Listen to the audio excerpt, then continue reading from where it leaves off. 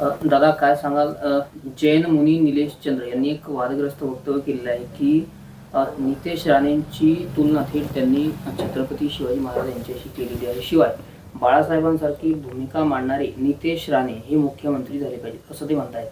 हे असले हरामखोर लोक आहेत ना, हे यांचे रक्त भेसळ आहेत, हे सडलेल्या रक्ताचे लोक आहेत. हे मुनी असूच शकत नाहीत. हे मुनीरभाई झाले आता. हे आता मुनीरभाई झालेत. निजामभाई मुनीरभाई आहेत ना, हे मुनीरभाई झालेत आता.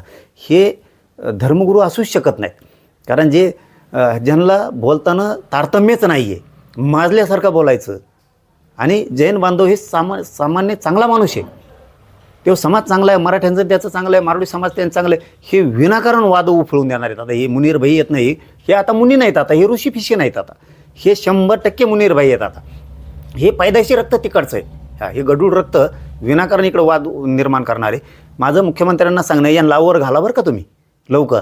मराठ्यांचे पोट्टे जर बिघडले ना, तर असं फटकी त्यांना धरून मग आता शेवटी आमच्या दैवतावरती हे जर असं ताराराणी साहेबांबद्दल असं काय बोलत असतील तर आम्ही सहन नाही करणार. आम्ही विचार नाही करणार परिणाम काय होणार आहेत. यांच्यावरती गुन्हे दाखल करून यांचे तोंड लवकर बंद करा. आणि जैन बांधवांना माझं आव्हान आहे की तुम्ही चांगले लोक आहेत, तुम्ही ह्या मुनींचे कानं उपटा, यांना सांगा नीट राहा म्हणून. तुम्ही समाजाला संस्कार द्यायचं काम करा. तुम्ही मराठ्यात आणि जैन बांधवात मारवाडी बांधवात वाद लावायचं काम करू नका. नसतं आम्ही जितकं संयमाने आहेत ना, तुमचा काही गैरसमज असताना आम्ही संयमाने आहेत. तुम्ही लय बेकार दिवसाला सामोरं जावं लागत तुम्हाला.